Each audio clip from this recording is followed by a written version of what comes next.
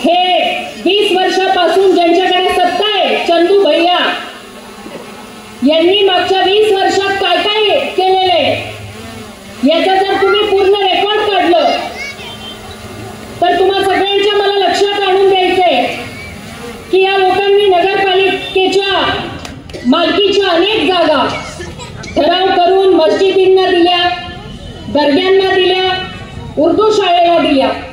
पण ज्या वेळेला आपल्या माळीवाड्यातल्या आपल्या महात्मा फुलेंच्या पुतळ्यासमोरची जी जागा आहे, ही जागा आपल्या समाजासाठी देण्याचा कुठलाही प्रयत्न त्यांनी केला.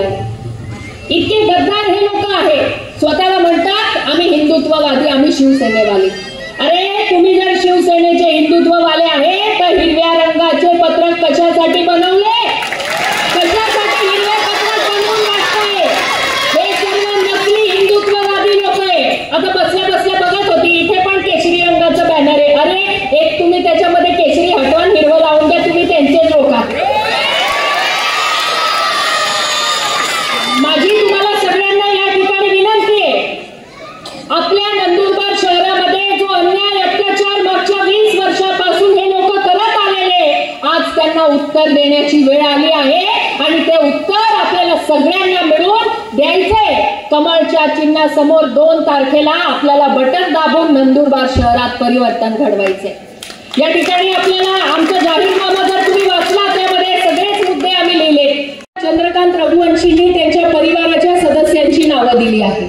ज्या नंदुरबारची ओळख शहीद शिरीष कुमार यांच्या नावाने आहे, त्यांचं नाव त्यांनी कुठल्याच संकुलाला दिलं नाही. पण नवीन कुठलंही संकुल असलं, कुठलं गार्डन असो, काय पण असो, तर ते त्यांनी त्यांच्या परिवाराच्या सदस्याचं नाव दिलं. आणि जेव्हा कचऱ्याचे डब्बे, प्लास्टिकचे कचऱ्याचे डब्बे ज्या वेळेला गल्ली गल्लीमध्ये ठेवण्यात आले, त्या टायमाला त्याच्यावर शहीद शिरीष कुमार स्मारकचा फोटो लावून यांनी ते डब्बे ठेवले. इतके हे लोक कशी प्रवृत्ती असेल यांची विचार कर. असे लोक आज आपल्या समोर उभे आहेत. यांना आपण यांची जागा दाखवल्याशिवाय थांबू नये अशी मला विनंती आपल्या सगळ्यांना या ठिकाणी करायची आहे.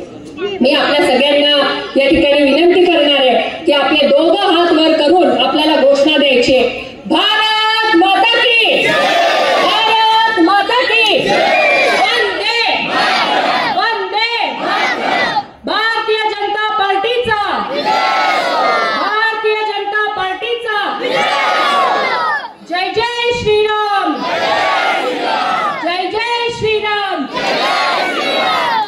येणाऱ्या 2 तारखेला आपल्याला नंदुरबार शहरामध्ये प्रत्येक प्रभागामध्ये कमळ फुलवायचे हा संकल्प आज या सभेमध्ये करूया आणि आपल्या अविनाश भाऊला नंदुरबार